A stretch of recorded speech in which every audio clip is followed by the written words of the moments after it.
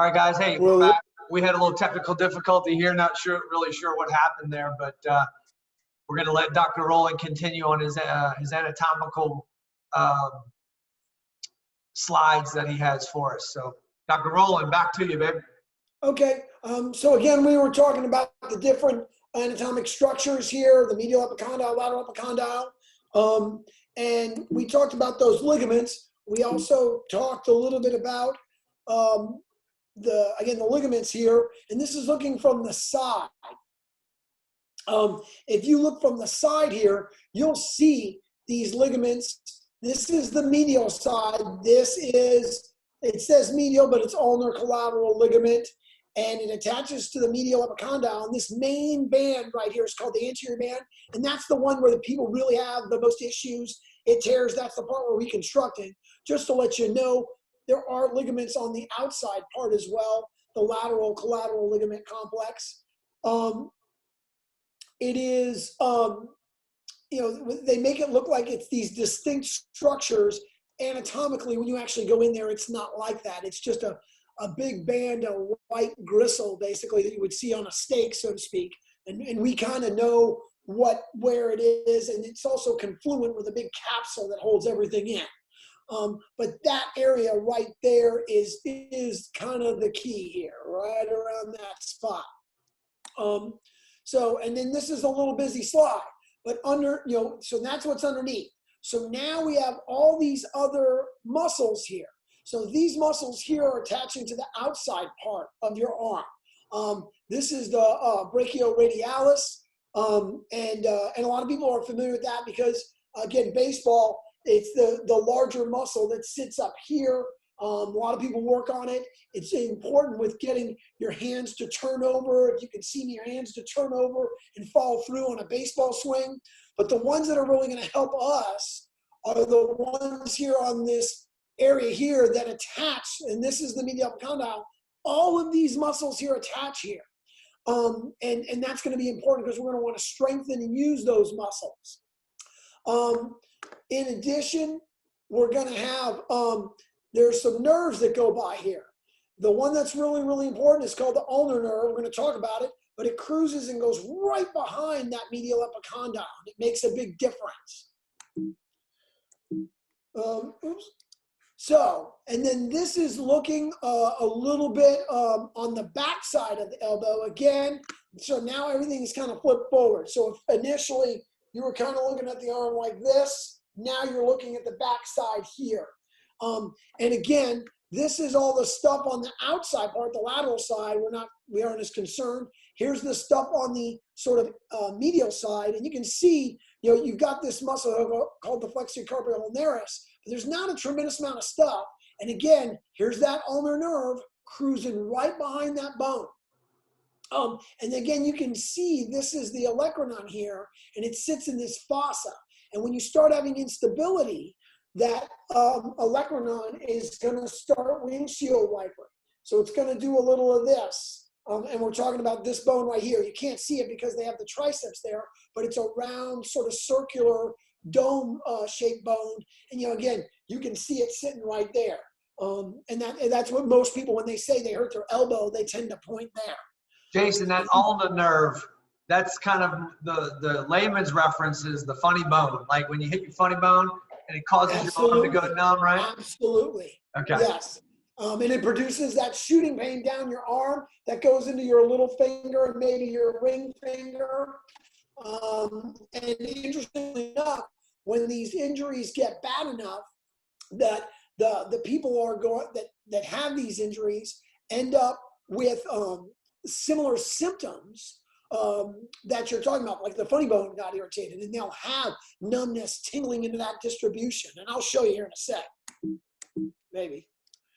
So here we go. So this kind of shows you the course of the ulnar nerve. It goes by that stuff, and it goes basically underneath all these structures, and you can kind of see there is a little tunnel. There's another ligament that holds it in place. So this is for the ulnar nerve, but where my arrow is kind of where that ulnar collateral ligament is as well. And so when you have issues, and this shows the olecranon, when this starts toggling back and forth, not only does it cause compression and issues here, but it causes shear injury to the cartilage on the other side of the elbow. And that's the stuff I showed you before, the capitellum and the radial head, because it's essentially toggling back and forth. So for example, if it's like this, if it's loose and it's loose on this side, it makes it kind of bang on the lateral side. And we'll see injury patterns on MRIs, I'll show you in a little bit, and they become fairly typical. So let's go back and talk about the throwing phases. Remember, we talked about those before. Obviously, there's all these different phases, and we don't have to go through all this today. But if you remember, we talked about during this cocking phase, an acceleration phase is when a tremendous amount of torque is placed not only on the shoulder, but as we start to go through that acceleration phase, you place a tremendous amount of torque right here. And this is kind of going to be where we make our money and where we can control things from a biomechanics standpoint and a pitching mechanics standpoint that's going to help these pitchers, particularly young pitchers. Any questions? Right now we're clear. Okay. Guys, if you're just logging on and you feel like you want to ask a question, please do. This is a very interactive session here. So don't hesitate to ask questions. You can post them in the comments section or the question section, or if you feel like you want to, just, jump on in, take your mute off of your phone and feel free to ask a question. We want to have this a very interactive session. So, Jason, if we get anything, I'll let you know. Okay, moving on. So what are you usually going to see from this? Well, obviously the most common complaint is pain.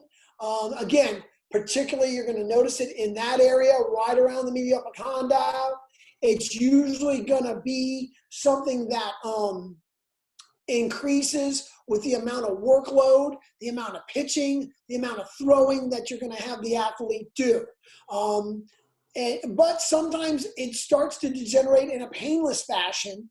And that's kind of a little bit what we see here. These are MRIs, and this right here is actually looking at that ligament. And believe it or not, these ones don't look that bad. This comes from a study showing where there's a little bit of white, and that's fluid actually inside the ligament as it starts to stretch out, because this can be an acute injury where the pitcher throws and it just pops. But most of the time, it's a chronic injury. It's getting stretched out over time with repeated use. I tell people almost kind of like a frayed pair of jeans, and eventually it kind of goes. And then even then they can have a pop and a snap, and people may think that it's just an acute injury, but it's more of an acute on chronic injury. And the reason why that makes a difference to us as doctors is if it's been getting stretched out the whole time, sometimes the ligament is so incompetent that we have to remake it. And that's the key thing with Dr. Job's surgery is he remade that ligament. It's a reconstruction. We generally do not repair this, although in certain instances we can occasionally, if you can look on my screen here, that this area right here, you can avulse actually a portion of the bone off or actually tear the ligament off the bone in an acute fashion, and we actually can repair that. And in that situation, the rehab is a little bit different than when we remake it. Another side note is that the true ulnar collateral ligament injury is an injury to this ligament here. However, sort of the analogous situation in a child who doesn't have their growth plates fused, there's a large growth plate right here. And this medial epicondyle, you sometimes can avulse or pull off the piece of bone from the growth plate, or just separate it a little bit over time. And the term we have for that is called little leaguer's elbow. And these are, this is sort of a spectrum of injury, and we've seen more of this when kids start playing. Just as a side note, My nurses usually call kind of March and April Little Leaguer's shoulder and Little Leaguer's elbow sort of season, because the kids that have kind of been playing in fall play a little bit in winter and really start ramping it up, and that's when they start getting in trouble. Other things that people will see, the pitchers will complain, or throwers will complain of velocity loss. They may complain of numbness going down that ulnar distribution. They may also feel crepitus, sort of a crunchy feeling there. Likewise, they may notice that they just don't have much control. They don't seem to have the control that they used to have. But there are a certain significant subset of individuals who don't really have a ton of symptoms. And this is something that us as doctors talk about. Should we be taking some of these people and doing periodic MRIs or ultrasounds or studies on them to see if they're at a higher risk? We know that we do screening studies for lots of other stuff, and we're starting to see maybe we should do screening studies for this. I don't think necessarily it's something I would recommend parents to do, but one easy way to kind of tell if an individual is hurting is just simply stretching that ligament. And all you really have to do is take a person's arm and pull it when it's kind of bent about 45 degrees and kind of pull it to the outside, like take the thumb basically. And you can just take the thumb, and that's one of the tests we do. We pull their thumb back and pull them back like this. And when you do that, if it causes pain in that area, tremendous. That is, I mean, they feel discomfort. That's different than actual pain. If they feel pain, that might be something that a parent might want to either have the child or the athlete rest, take a look and see how they're doing. Maybe bring them to the physician, their primary care, or an orthopedist, or the trainer. And what happens is once that damage occurs, then we start getting in trouble. So this is that ligament. It doesn't look too bad on this MRI, but this is it here. And you can see it's got clear damage, and this white stuff is fluid, so that ligament is really incompetent there. The reason why I show it is because if you look, there's damage on the other side. You can see how this bone looks almost kind of particleized. That is what we were talking about. When you start having enough instability, you start causing damage on the other side, the lateral side of the elbow. And that is far more difficult to deal with from our standpoint, because now we're talking about trying to preserve or reconstruct / resurrect cartilage. And that's much more difficult for us to do as surgeons and treating physicians. So that's why we place such a high premium on trying to prevent this or minimize it once it occurs. In addition, because that elbow, remember we kind of talked about the olecranon, because that elbow, and you can see the arrow, because that elbow is moving in this direction here, going like this, it creates shear, and they get these large bone spurs, which correlate to this sort of posterior medial aspect of the olecranon. Well, guess what's running right past here? That ulnar nerve. And so once you start getting these bone spurs and you start losing the stability, as this starts progressing, you start getting more and more symptoms. There are people that will get enough swelling and issues to where they may even lose some of the function of kind of these two fingers. Your hand actually, that ulnar nerve controls the muscles that go between the fingers here, and they actually can kind of shrink. They can kind of get a little bit atrophic. And it's really rare to see that. So what's going to predict injury here? And this is something that's been pretty extensively studied over a period of time. And I've got a bunch of different numbers here and things, but it basically boils down to just how much do you throw, particularly pitching. So if you throw more, you're going to have a higher chance to injure it. If you throw harder, you're going to have a higher chance to injure it. If you don't rest very much, you're going to have a higher chance to injure it. And those are really the key things that we kind of put our hats on and kind of tell parents and coaches, et cetera. That's the reason that all these leagues have pitch restrictions and rest requirements, etc. Because we've studied this enough now, and within reason, we kind of understand what different age groups can tolerate. And rather than go into specifics, there's lots of places you can go online. You can go to the Academy of Orthopedic Surgeons, AAOS, and there's ways to look that up. You can look at the Academy of Sports Medicine, and they'll be able to give you some of these things. It's fairly easily locatable on the internet. And I would even be willing to venture that you guys, Jeff, and some of the other coaches and stuff have references to, pitch counts, et cetera, et cetera.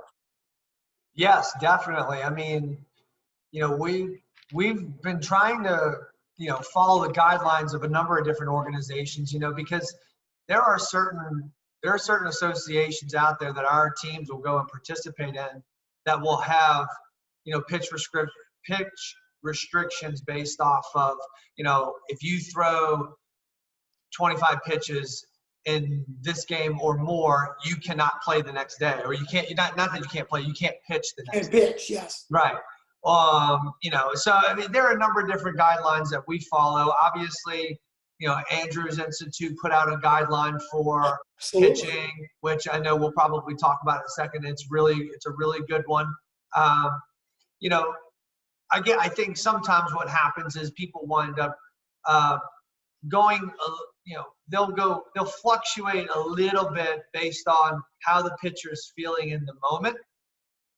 But in retrospect, it almost should be a hard stop, because this thing will happen, and it will happen instantaneously, as opposed to, giving you a few warning signs right before it happens, So I think it's one of those things we could probably pay a little bit more attention to, because you get caught up in a game. And sometimes, we got this guy on a 25 pitch count.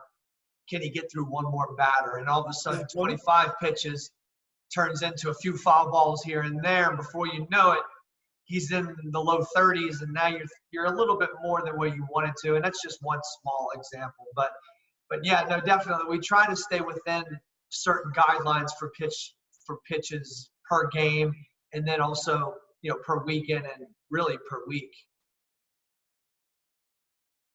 And I will add along with that, this is a very frequent thing, and I think you may understand this. A lot of times they'll go from pitching, and then they're one of your better arms. So then some of them go to catching, which they're throwing the ball every single time, or they're like your shortstop or third base because they've got the best arm, and so now they're ripping balls, from the infield as well. So again, that's where we got to really concentrate on watching these kids. Also, I've said this on the other visits, and I'm going to say this, I'll probably say this every single time you have me on here. The number one determiner of injury in baseball players, particularly shoulder and elbow stuff, is people that play year round. I can't emphasize that enough. They have to have breaks. They have to have periods where they're not throwing. And some people go, they only play baseball for like 2 seasons. They kind of play spring and summer ball, or winter ball and spring ball, and then they're the quarterback and they're throwing a football. So that's a problem as well. But we'll continue on, and we can have a whole sort of discussion one day about pitch counts and types of pitches to throw, et cetera, et cetera. A couple of things that are interesting that they studied is, we know that shorter people actually have a higher incidence of elbow of this injury. We know that, again, the rest makes a difference. We know that the overall number of pitches, and more importantly, the type of pitch you throw. It is absolutely, absolutely related to, and you'll see me, the first thing I have up here is velocity. Pitches you throw harder, fastball, four-seamer, two-seamer, et cetera, whatever you throw, if you're throwing it hard, that's going to be a higher likelihood for injury. There was some question of whether or not a curveball versus a slider. It seems like sliders tend to cause more damage because you tend to throw that ball a little harder. And then the pitch that generally causes the least amount of injury, you probably could expect, is what? The changeup. So because you're not throwing it as hard. The other thing that matters is your arm position. There's a couple studies, and this is one of them that shows basically this shows what the upper part here shows arm angles of pitchers who didn't get Tommy John. This shows arm angles of pitchers that did get Tommy John. And so an arm that's held what we call in more valgus, more extension like this, causes more injury to that ligament. Things that can also matter are having the arm lag behind the trunk, not having the trunk and the arm in concert. And that's usually related to sort of underdeveloped core muscles. And as kids start getting bigger and stronger, they've got these long lever arms as they grow, and they can really whip it. And that can cause some issues as well. And I think you kind of can see that a lot of these kids that get in that, sort of 13 to 18-year-old range, when they're really starting to grow, it makes a difference. And an interesting thing we'll talk about here in a few minutes, that's where the biggest amount of increase in Tommy John surgeries has occurred. Also, again, the repertoire of pitches you have. If you only have one or two pitches that you actually throw well, obviously that's a little bit more damage, particularly if it's a fastball and slider as opposed to a fastball, changeup, etc. Jason, quick question. I'm not sure if I'm sure you're going to get to this here shortly, but a question did come across. What are some certain exercises that can help strengthen the UCL? Okay, well, and we will get to that, but you can't actually strengthen the UCL. Sorry, I'll turn my light on, it got dark. You can't actually strengthen the UCL per se because it's a ligament. When you rest it, if it's been injured, let's say it does have a little injury, it'll bleed a little bit and there'll be bleeding around it, and it can kind of tighten up and it'll heal a little, but you're not gonna make it, for example, tighter by doing exercises. What you will do is make all the muscles around it stronger and have better control, which is that it's sort of the backstop, to use a baseball analogy, for those areas and holds it tighter. So other mechanical issues that we worry about when we're talking about pitching mechanics, etc. The key thing is this valgus stress. I can't emphasize that enough. And that's that whiplash effect here.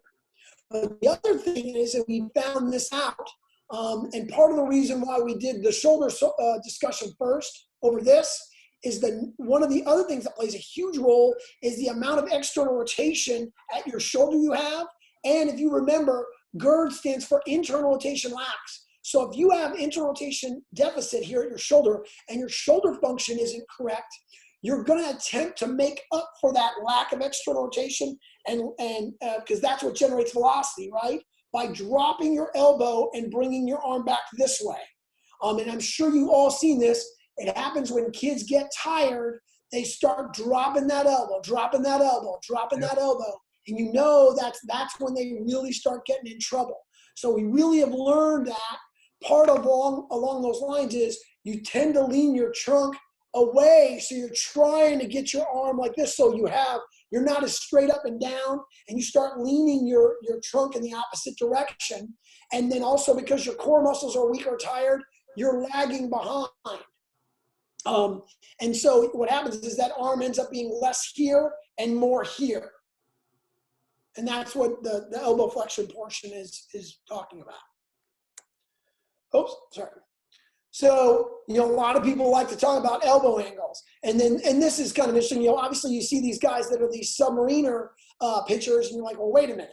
How the heck can these guys do it and not get injuries? Well, most of these guys, if they don't have the other portions of their mechanics sort of adjusted, they're going to get these injuries. And here you can see, obviously you can see the stress put on the elbow here, but because the trunk and the shoulders and everything, and you can't see my fingers or my mouse, it's all kind of in the same line here.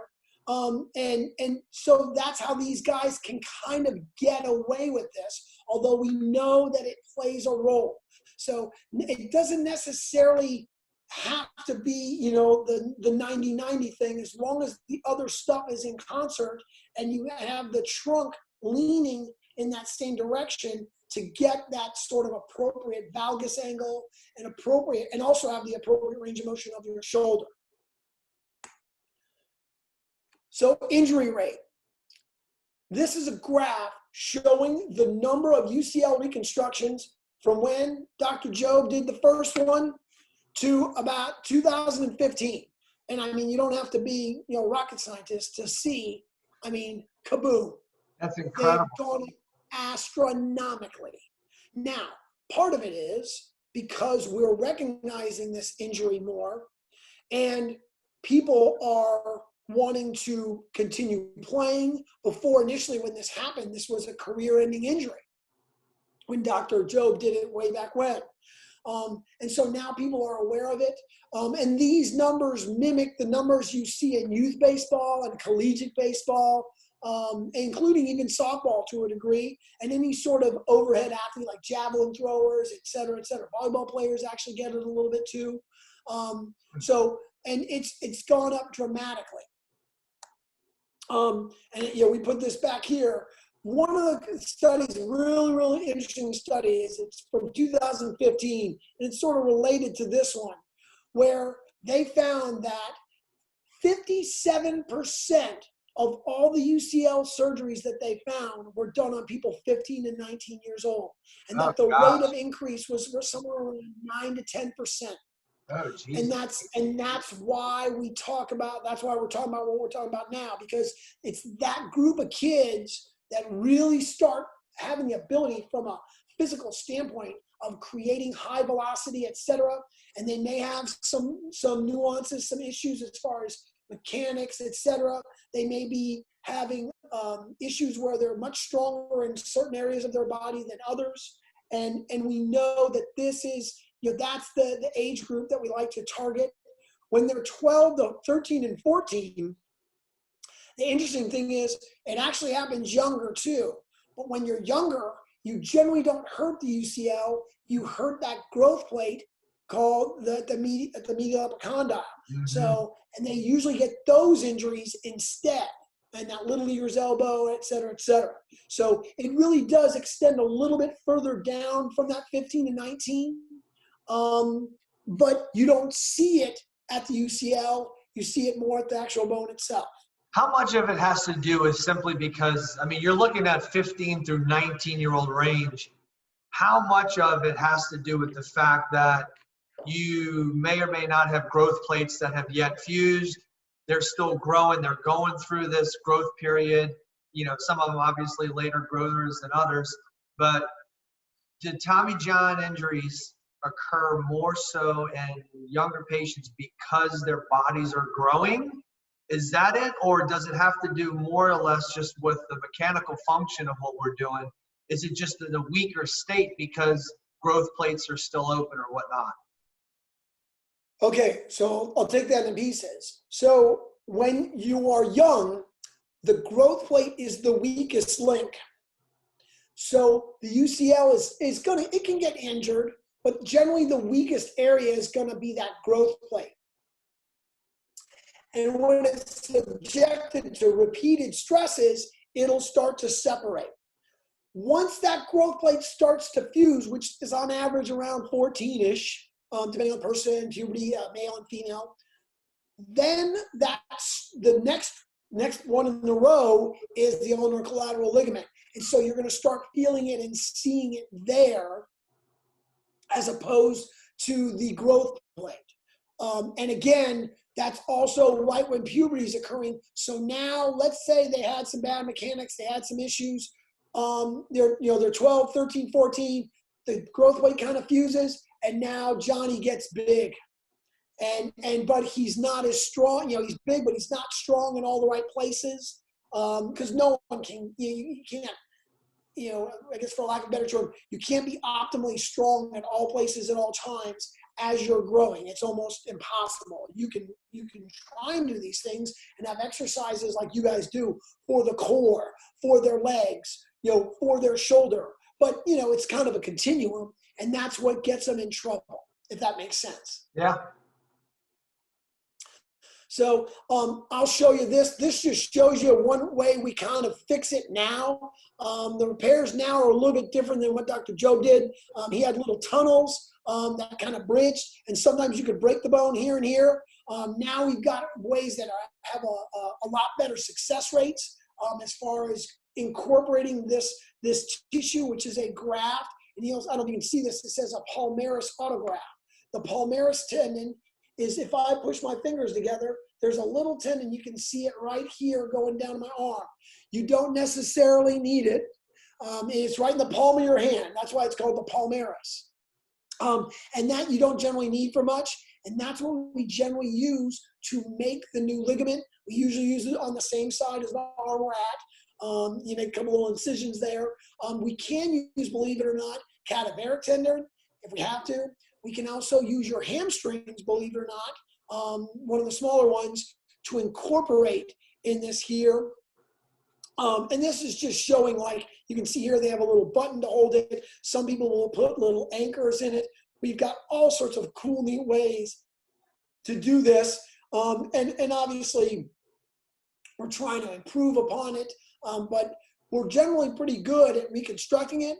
We're generally pretty good at rehabbing it, although I think most people realize the rehab takes about a year. And that causes some issues for doctors and coaches, etc. I've had many times where coaches or parents come in and the child has got some elbow issues, and we want to see if we can get away with not fixing it and not doing surgery. But they're pushing for surgery because they don't want, and I just use Johnny as a name, but Johnny, Jenny, whoever, they don't want him to miss almost 2 seasons. So they're pushing for, hey, let's do the surgery now, do the surgery now. And I think they base that a little bit on some misnomers. I think a lot of parents think that if kids get their UCL reconstructed, they might be able to throw harder. That may be the case in some instances, but that's generally related to more of the fact that they've gotten bigger and stronger. They've gotten better technique as far as in mechanics. It's not based on the fact that this area here that we reconstructed is any better or stronger, etc. There's nothing really to point to that. So there's a lot of people that need to hear that.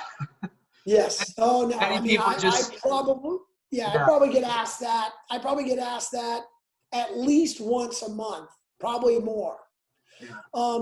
So exercises, like we showed you, if we go back to the anatomy, anything that's going to work these muscles here and here are going to help resist it. So things that will involve weightlifting, you've seen guys do the weight with this, etc.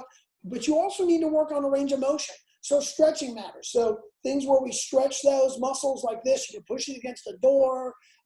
There's therapists that can show you, and all these wrist stretches make a big difference because as muscles get tight and out of balance, this actually gets worse. So as you get a little loose, those muscles get a little stretched and they get a little weaker. So if you keep them stretched evenly on both sides and keep the strength, sort of even on both sides, that makes a difference. So things such as, wrist flexion, wrist extension exercises, there's, all sorts of ways you can do it. You can do it with bands, you can do it with dumbbells, and there's, you can even just do things isometrically where you just kind of hold it against an immovable object. All those things matter to help strengthen these muscles all around the elbow. But what else do we have to do? We got to make sure we do the shoulder. This is a chain, like a production line. You can't transmit all this force and torque from your shoulder and your pelvis to here without going from here through your shoulder, through your elbow, out your hand, right? So if your shoulder is not strong, if your scapular muscles don't hold the scapula where it's supposed to be, if your trunk's not as strong as it should be, all those things are going to get in trouble. Moving on down the line. I can't tell you how many times we see, someone comes in and they have a little bit of elbow pain. It's just started. And then I start examining them. And of course, I go, well, tell me about your shoulder. And they go, well, my shoulder doesn't hurt. I go, oh, really? And then we start examining it and like, oh, it hurts there. And oh, I can't move it as much. And they have it, and we started, finding all these things. Treatments. So one of the main treatments is just rest. Having a kid rest and not throw, having them DH. There's been a lot of questions on how much stress do you put on that elbow by swinging a bat. Most people will argue swinging through here doesn't put a tremendous amount of stress on that elbow. It may put a little bit, but I would argue that if you're batting and it hurts, obviously you don't want to do it. I get that question asked frequently. Can he DH? Can he play first base? Can he do these things? And as a general rule, if it bothers them at all when they do it, I tell them no. Like they have to be absolutely asymptomatic to do any of these activities if we're trying to rest that elbow and try and get it to sort of calm down and scar in. Because as it damaged, like we said, it'll bleed a little and it may scar in. Likewise, we send tons of people to PT because once we start addressing generally all these other issues, the strain on their elbow becomes far less and it becomes not much of an issue. One second, excuse me. One treatment that I use quite a bit more than I did initially is called PRP. And it shows them getting an injection here, although it's the wrong side of the elbow. But basically, we take blood and we spin it down in a centrifuge for the platelets. And then what we do is we actually numb the patient up and we actually injure the tendon, the ligament on purpose to make it bleed and to give a signal to the body, we need to heal this. And I personally, and there's a couple of studies show that there's actually a pretty good response to this, particularly when the injury is sort of a medium sort of injury, so to speak, not completely torn, sort of frayed and beat up in the middle, starting to stretch out. And usually we'll do two. Sometimes I'll do one because it's a little bit cost prohibitive, depending on who you go to, where you go, etc. Because most insurance companies, unfortunately, don't cover it. Although, again, we've got plenty of good evidence that says it helps. And then we usually shut them down for a period of time and then send them back to therapy and PT and then start the whole process over of working on their throwing mechanics, et cetera, et cetera. And there's been several kids that we've avoided Tommy John surgery. With that, I can think of a couple Southeastern pitchers who had Tommy John by me and started to stretch out again, and we PRP'd them. And I can think of one in particular when they went to the College World Series. The guy was able to pitch a couple times with that. So it does have its place, and a lot of Major League Baseball teams will use that as well, and not just for their elbow. Although, again, it's gained a little more popularity, mainly because it's minimally invasive, and more importantly, the time frame that you're losing is so much less. Finally, there's surgery. And again, we reserve that for people that have generally failed all these now. Although, again, like we talked about, a lot of time parents come in asking for it because of the extremely long rehab that's involved with that. Any questions? I have a question. Yes. But I'm going to reserve it for the very end, and it has to go with the topic of surgery for reconstructing this. But okay. I will reserve it to the very end because I want it to be something that people walk away with knowing at the very end of it all. Gotcha. Well, actually, we're not too far away. Okay. So monitoring. So this is, I think probably, I'm guessing you are familiar, and I guess most people that deal with baseball with Rapsodo or the tracking, as far as pitching, and we can look at arm angle. We can look at if the trunk, how far you're leaning over, etc. we can take this data and we can analyze it. And so things like Rapsodo are awesome. They're great for analyzing throwing mechanics, the trajectory of the ball, etc. Most people, I believe, have access to at least a place that will do that for them. We actually have a few of those Rapsodo machines over here in our facility.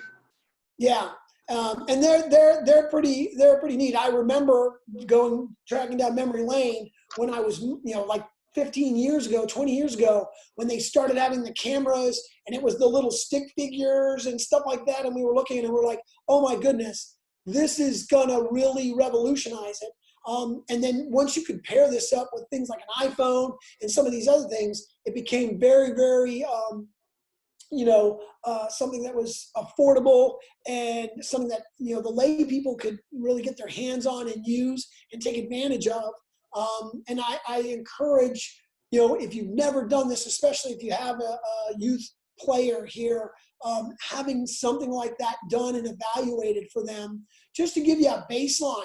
So let's say everything feels great and they're doing okay, and then something changes. Well, now you've got something to kind of base this on. A lot of times people go, well, because we want to find the people that are going to have issues. Well, this is one of the ways to do it, and not just monitoring with Rapsodo, but being a vigilant parent.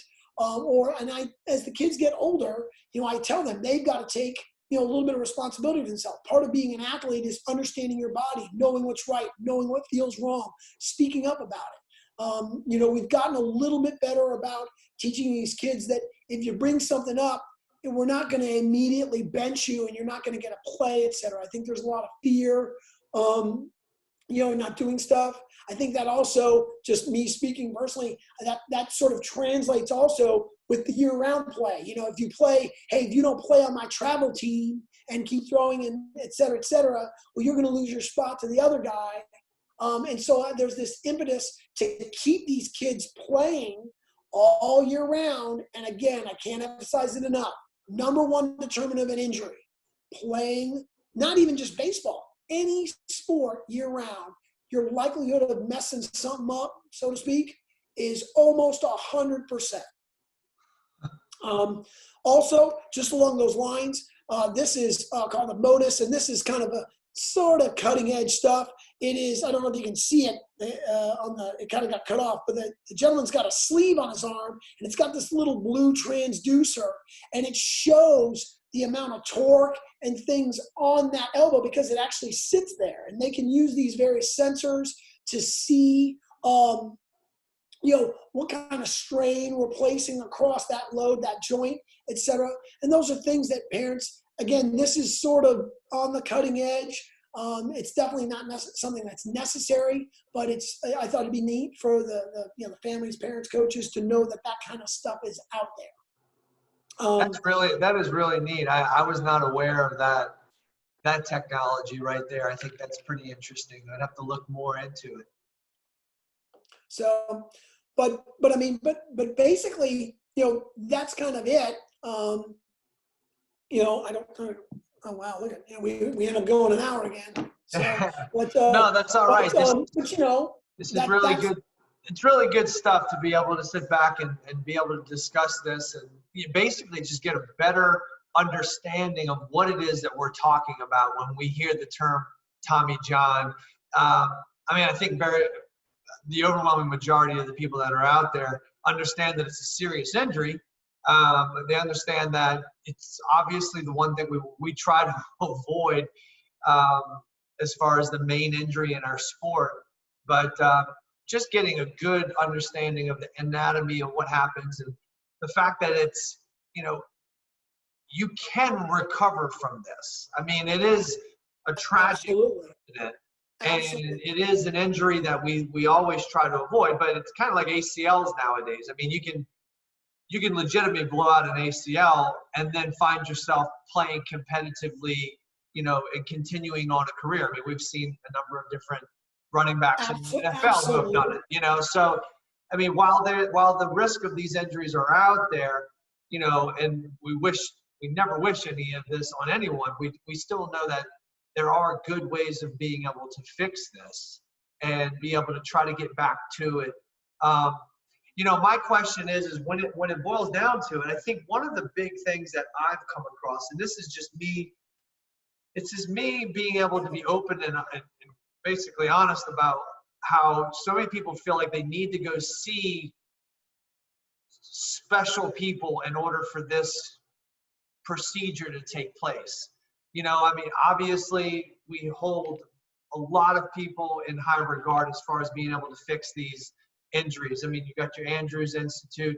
In our own backyard, we have Dr. Savoy, who is internationally known as one of the top orthopedists in the world, really, and his information and knowledge is just so robust. But at the end of the day, this is a common procedure that really happens, and the overwhelming majority of orthopedics can address these issues and get these patients back on the right track. I mean, would you agree that this is something that's a common thing? Absolutely. Yeah. I would say, I mean, again, it is the elbow sometimes is not an orthopedist's favorite thing to operate on. Doctors like Dr. Savo, who kind of taught me, and I do basically kind of the same thing that he does on the North Shore, he does on the South Shore. And a lot of these studies came from labs like Andrew Savoy. The one Dr. Job is in LA called the Curlin Job Clinic. We got a lot of that information from places like that.